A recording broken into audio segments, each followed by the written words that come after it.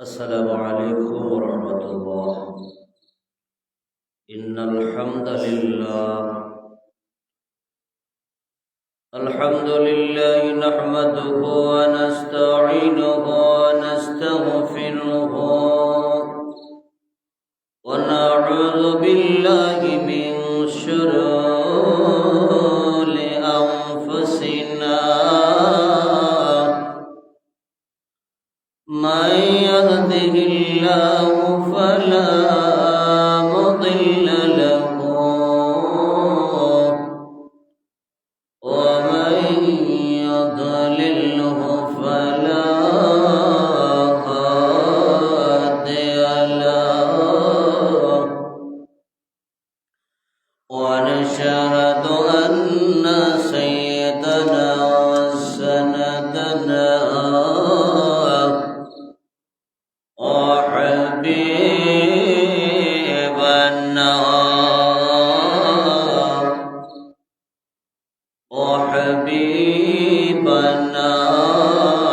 وحبيب ربنا وأشوكنا ومشوكنا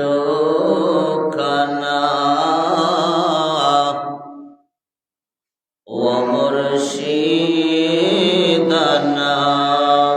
ووسيلتنا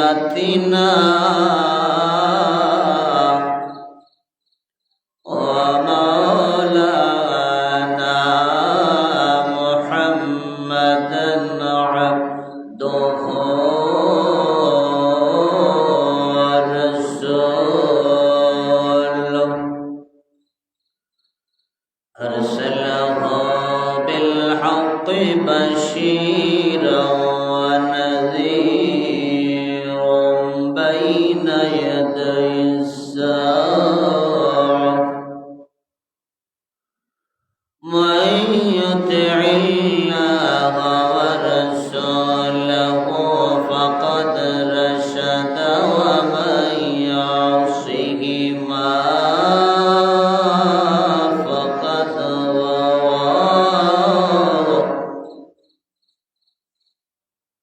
أما بعد فأعوذ بالله من الشيطان الرجيم. بسم الله الرحمن الرحيم. إن الله وملائكته يصلون على النبي يا أيها الذين آمنوا صلوا عليه وسلموا تسليما. اللهم صل على سيدنا مولانا محمد وعلى آل سيدنا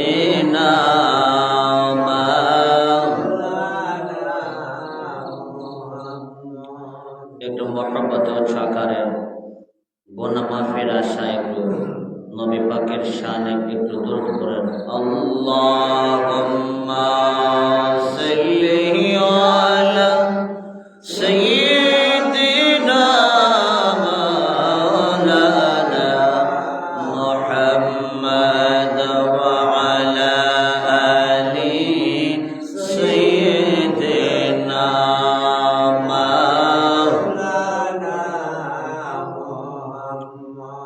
নবী গো আপনার ভালো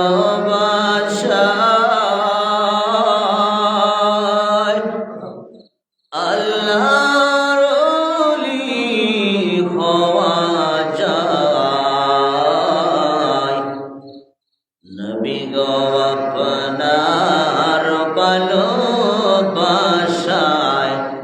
দুজক হারাম হয়ে যায়। আল্লাহুম্মা সাল্লি আলা সাইয়্যিদিনা মাওলানা মুহাম্মদ ওয়া আলা আলি সাইয়্যিদিনা মাওলানা মুহাম্মদ। শত শত কাফের ছিল আমার নবীজি ছিলেন কজনা, গায়েতে তীর মারিল নর নবীকে চিনল না। আল্লাহুম্মা সাল্লি আলা সাইয়্যিদিনা মাওলানা মুহাম্মদ ওয়া আলা আলি সাইয়্যিদিনা মাওলানা মুহাম্মদ। লা ইলাহা ইল্লাল্লাহ, লা ইলাহা ইল্লাল্লাহ, লা ইলাহা ইল্লাল্লাহ। আল্লাহ বদর মদিনা, আল্লাহ কেমনে যাব জানি না। আগো দয়ার আল্লাহ দয়া করো, দয়ার আল্লাহ দয়া করো, নসিব করো মদিনা। লা ইলাহা মাশাআল্লাহ, লা ইলাহা ইল্লাল্লাহ, লা ইলাহা ইল্লাল্লাহ। নবী আমার মনের বেদনা, হায় গো বুঝাইলে কেউ বোঝে না, শোনাইলে কেউ শোনে না। নবী শোনাইলে কেউ শোনে না, হায় গো শোনেন শাহে মদিনা। লা ইলাহা ইল্লাল্লাহ, লা ইলাহা ইল্লাল্লাহ। নবীজির ফিতায় আব্দুল্লাহ, নবীজির মাতায় আমিনা, আমার নবীজির দুধ মা হালিমা, নবীজির দুধ মা হালিমা, আমার নবীজির রওজা মদিনা। লা ইলাহা ইল্লাল্লাহ, লা ইলাহা ইল্লাল্লাহ। আল্লাহ আমি বড় অপরাধী, মিজানের ফাল্লাহে ওঠাও যদি। আল্লাহ আমরা বড় অপরাধী, মিজানের ফাল্লায় ওঠাও যদি। আমার নবী সাহারা নাই কোনো গতি, আমার নবী সাহারা নাই কোনো গতি। রকম করো মাবুদ মওলা, লা ইলাহা ইল্লাল্লাহ, লা ইলাহা ইল্লাল্লাহ, লা ইলাহা ইল্লাল্লাহ মুহাম্মাদুর রাসূলুল্লাহ সাল্লাল্লাহু তাআলা আলাইহি ওয়া মুআজ্জাজ মুকাররম উলামায়ে কেরাম, বাবার সমকক্ষ মুরব্বিয়ান আযম, আমার সমকক্ষ যুবক বন্ধুরা, পর্দার আড়ালের আমার অতি সম্মানিত পর্দাদেশী মা ও বোনেরা, আপনাদের খিদমত মোবারকে আমি অদম গুনাহগার নালায়েকের পক্ষ থেকে ইসলামিক শুভেচ্ছা ও তার সাথে সাথে আমার অন্তরের অন্তরস্থল থেকে সালাম। আসসালামু আলাইকুম ওয়া রাহমাতুল্লাহ।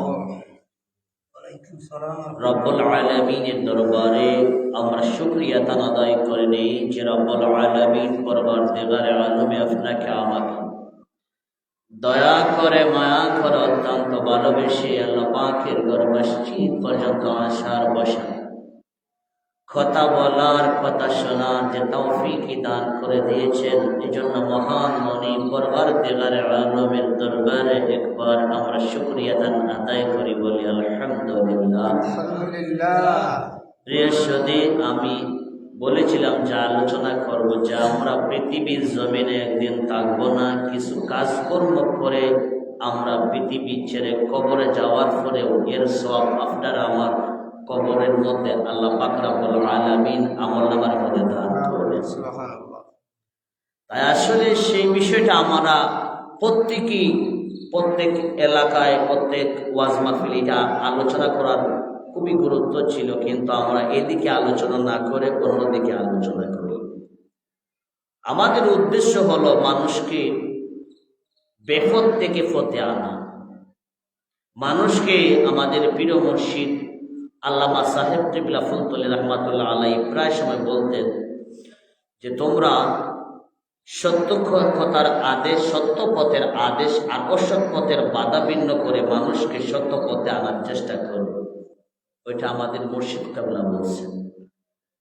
যেহেতু মুর্শিদ কিবলাকে আমরা অনুসরণ করি, এই মুর্শিদ কিবলার কথা তো আমাদের মানার দরকার, কিন্তু আমরা মানতে পারি না।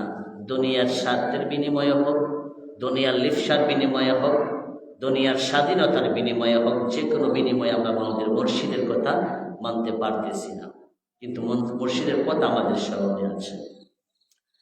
যেহেতু আমাদের মুর্শিদ কিবলা বলছেন যে মানুষকে খারাপ কাজে দেখছেন, তাকে বুঝিয়ে তাকে ভালো একটা পথ দেখায় দেন, ওইটা হইল আমাদের ঈমানের দায়িত্ব। জোরে জোরে বলেন সুবহানাল্লাহ। আজকে কি আমরা ভালো বাদ কাজে একজনকে দেখার পরে আমরা কি বাদ কাজ থেকে বাধা দিই না আরো দাবিত করে দিই? আরো দাবিত করে দিই। বাদ হইছে ভালো, ওইটা ইসলাম পছন্দ করে না। প্রিয় সুদীপ, এই পৃথিবীর জমিনে আপনি আমি একদিন থাকবো না, এই পৃথিবী ছেড়ে একদিন কবরে যেতে হবে। সেই কবরের চিন্তা ধারণা যারা করেন, আপনি এই দুনিয়াতে দান খয়রাত কইরা যদি কবরে চলে যান, আল্লাহ পাকের হাবিব আকাই নামদার তাজদার মদিনা, মক্কার জ্যোতি মদিনার সাথী উম্মতের কান্ডারি দয়াল নবীজি বলেন, ও আমার উম্মতের দলেরা রে, তোমরা যদি দুনিয়া তাকিয়া যদি দান খয়রাত করো, মসজিদের মধ্যে মাদ্রাসার মধ্যে তোমরা যদি দান খয়রাত রাস্তার মধ্যে করো, কিন্তু দুনিয়াতে করিয়া ওখানেই শেষ নাই। দুনিয়াতে এর ফায়দা তোমাদেরকে আল্লাহ দিবা, পাশাপাশি কবরে যাওয়ার পরেও এই আমলনামার সওয়াবগুলি আপনার কবর পর্যন্ত আল্লাহ পাকে পৌঁছায়া দিবা।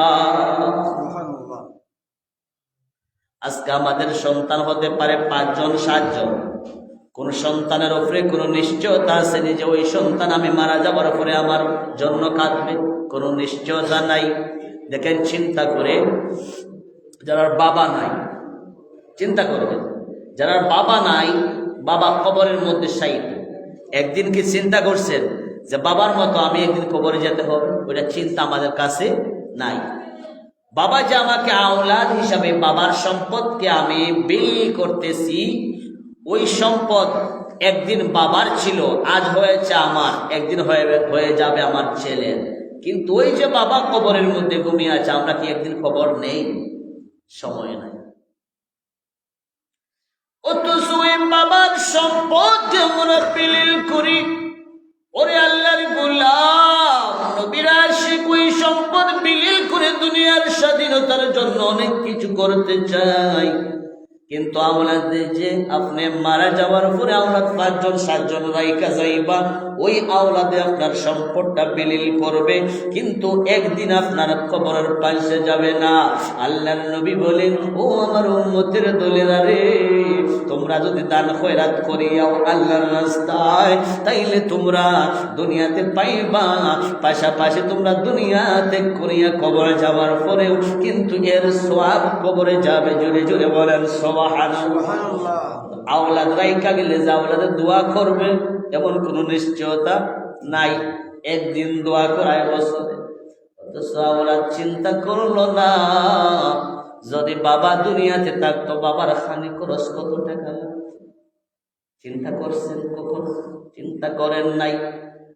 একজন বাবা দুনিয়ার থাকতে সে অসুস্থ হয়ে গেছে, তার জন্য লক্ষ লক্ষ টাকা বিলীন করে বাবাকে বাঁচানোর জন্য, কিন্তু ওই বাবা আজকে দুনিয়াতে নাই, কিন্তু ওই বাবার জন্য আমরা 10 টাকা আল্লাহর মসজিদে দিতে চাই না।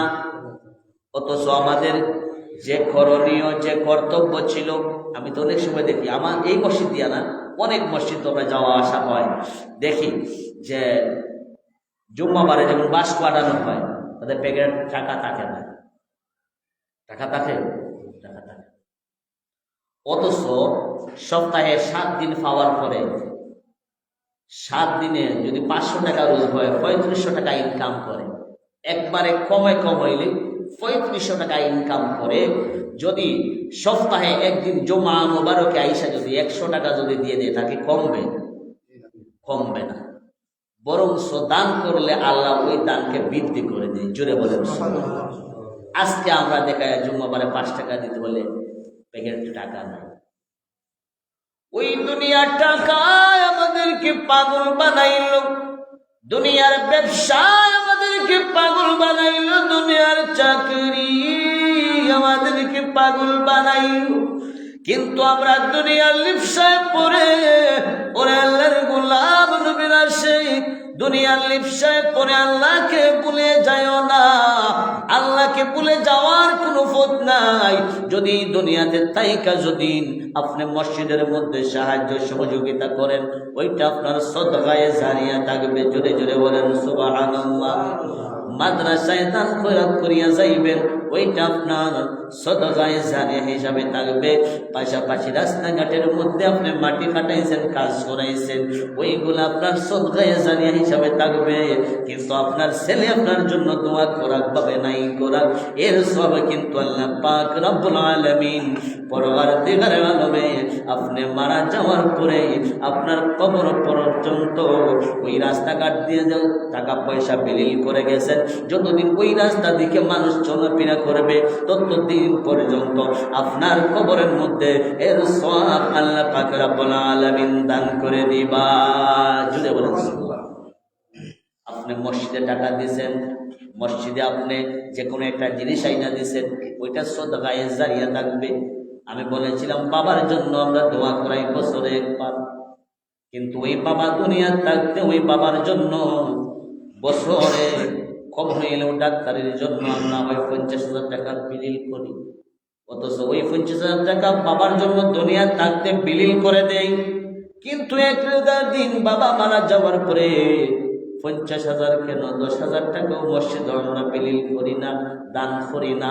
দান না করার কারণে আমাদের এই সমাজের মধ্যে আমরা শান্তি পাই না, শান্তি পাই না, শান্তি নাই। চিন্তা করেন, দুনিয়ার স্বার্থের দিকে তাকাইয়া আমরা ইসলাম থেকে দূরে সরে গেছি, নবী পাকের প্রেম মহব্বত থেকে আমরা সরে গিয়েছি। এর জন্য আল্লাহর গোলাম নবীর আশিক আপনাদের কাছে আমার অনুরোধ, আপনারা যাই করবেন একটা জিনিস চিন্তা করবেন যে দুনিয়াতে আমি চিরদিন থাকবো না, এই দুনিয়া থেকে আমরা একদিন কবরে যেতে হবে। যদি কবরে যাওয়ার কোনো সাওয়াল আমরা জোগাড় করতে পারি না, ওই কবরের মধ্যে কিভাবে থাকবেন যে কবরের মধ্যে কোনো জায়গা নাই, কোনো খেতা নাই, কোনো বালিশ নাই, কোনো কিছু নাই। ওই কবরের কথা চিন্তা করেন আল্লাহর গোলাম নবীর আসে, চিন্তা করিয়া যদি আল্লাহর রাস্তায় কিছু বিলীন করে যান, তাইলে ওই জিনিসটা আপনার কবরের মধ্যে সওয়াব আল্লাহ পাকে পৌঁছায়া দিবে। আর যদি না করে যান তাইলে বুঝেন কবরের আযাব এমন আযাব হবে যে আযাবগুলি আমরা সইতে পারবো না। হাদিসে মুবারাকার মধ্যে আসছে, কবরের মধ্যে যখন মানুষকে রাখা হয়, এর তাইকা যদি 40 কদম যাওয়ার পরে তার সোয়াল জবাবের ব্যবস্থা করা হয়, নেকের মুনকির ফেরেশতারা তার সোয়াল জবাব করবে, তাকে 3টা প্রশ্ন করবে। 3টা প্রশ্নের জবাব যদি দিতে পারে তাইলে একটু শান্তি পাবে। যদি 3টা প্রশ্নের জবাব না দিতে পারে, হাদিস দ্বারা প্রমাণ পাওয়া যায় ডাইন পাশের মাটিগুলি বাম পাশে চলে যাবে, বাম পাশের মাটিগুলি ডান পাশে চাপা দিয়ে রাখবে। এই চাপা আপনি আমি সহ্য করতে পারবো না। হাড়গুলি বাইঙ্গা বাইঙ্গা ওই হাড় ডাইর হাড়গুলা বাইঙ্গা বাম হাড়ে আসিয়া দাঁড়াইবে, বাম হাড়ের হাড়গুলা বাইঙ্গা ডাইন পাশে গিয়া দাঁড়াইবে। এমন ভাবে কঠিন কষ্ট হবে। এই কঠিন কষ্টর দিকে একটু তাকাও আল্লাহর গোলাম নবীর আশিক। তাকাইয়া যদি দুনিয়ার থাইকা যদি দুনিয়ার স্বার্থের জন্য মানুষকে কষ্ট দিও না, দুনিয়ার স্বার্থের জন্য আপনজনদেরকে কষ্ট দিও না। একমাত্র ধৈর্য ধারণ করতে হবে। দুনিয়ার স্বার্থের জন্য যদি আপনজনকে কষ্ট দাও, এই কষ্টটা কিন্তু আপনার দুনিয়ার স্বার্থের জন্য কষ্ট দিয়েছেন, বরঞ্চ এই স্বার্থের জন্য কষ্ট দেওয়ার কারণে এই কষ্টটা আপনি একদিন বহন করতে হবে। বহন করা লাগবে না? তাইলে আমরা কিসের বড়াই, কিসের অহংকার করি? আজকে আমার সম্পদ হতে পারে, লক্ষ লক্ষ টাকার সম্পদ হতে পারে। আজকে দেখা যায় লক্ষ টাকার সম্পদ। দুনিয়ার স্বাভাবিক একজন কবি ডাক দিয়া কই, দুনিয়ার স্বাভাবিক একজন কবি বাইক বলে, নদীরে পার ভাঙ্গে সে পার করে, এই তো নদীর খেলা।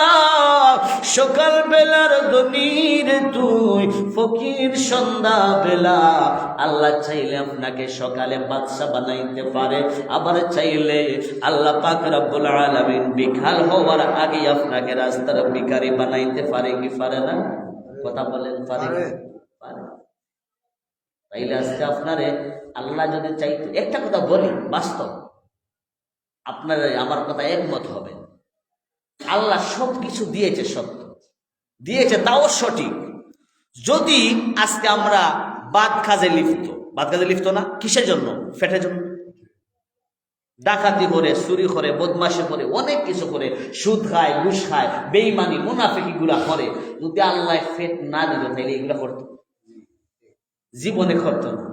আল্লাহ ফেট দিয়া পরীক্ষার মধ্যে পালাইল, দেখি কয়জন মানুষ সঠিক পথে থাকে বা চলে। এই ফেটের জন্য তো আমরা বেঈমানি মাঠফানি করি, তাই না? সুদ খাই, ঘুষ খাই, সব কিছু মাথার গাম পায়ে ফালাই, কিন্তু ওই ফেটের জন্য। আল্লাহ চাইলে সবাইকে এক সমান পরিমাণ সম্পদ দিতে পারতো না? আল্লাহ সম্পদকে কাউকে কম দিল, কাউকে বেশি দিল, কারণ কি? আল্লাহ কি কারোর সাথে রাগ করছে? কারোর সাথে আল্লাহ রাগ করে নাই। একটা কথা বাস্তব, আজকে আমি গরিব আছি, কালকে কিন্তু আমি গরিব থাকবো না। আমার ভাগ্যকে আল্লাহ পরিবর্তন করবে। দুনিয়ার মধ্যে চিন্তা করে দেখবেন, বাস্তবতার মধ্যে প্রমাণ করবেন যে যারা আগে ধনী ছিল বর্তমানে ওরা গরিব হয়েছে, যারা আগের গরিব ছিল বর্তমানে ওরা ধনী হয়েছে। আপনি দুঃখের পরে আপনি সুখ গ্রহণ করবেন, এটা কি বাস্তব? দুঃখের পরে সুখ, আনালে সুখের পরে দুঃখ, এটা করতে হবে। এটা হচ্ছে দুনিয়ার সিস্টেম।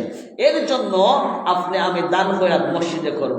জুম্মাবারে আন্না হয় আমরা 3500 টাকা সপ্তাহে রুজু করি, একবার নিম্নে হলে। জুম্মাবারে মসজিদে 10 টাকা দিতে বড় কষ্ট হয়। অথচ এই সাক্ষীটা কিন্তু আল্লাহ হয়ে যায় সরাসরি। জুড়ে বলেন সুবহানাল্লাহ। আল্লাহর ঘর মসজিদে আপনার টাকা দান করতেছে, সরাসরি আল্লাহ সাক্ষী। অথচ দেখা যাবে সময় পকেটে হাত দিয়ে কয় টাকা নাই, গুলে ফালাইছি বাড়িতে। আবার কিন্তু বাজারে যাওয়ার সময় কিন্তু আবার বললেন, মসজিদে আসার সময় বললেন। তাইলে বোঝা গেল যে আমরা বাস্তবতার সামনে আমাদের মিল না। কারণ আমরা যেদিকে দিলে ফায়দা পাবো ওই দিকে আমরা দিতে রাজি না। ওই দান খয়রাতের ওই দিকগুলো আমি করতে হবে। আর ওই দান খয়রাত কিন্তু আপনারা আমার করার বিনিময়ে আমাদের সম্পদ যে কমে যাবে ওইটা না। বাস্তবতা আমি আপনাদেরকে বলি, আমি যখন মৌলভীবাজার মসজিদ ছিলাম, বেচারা বিদেশে থাকতো, বড় কষ্ট করে বিদেশে গিয়েছে।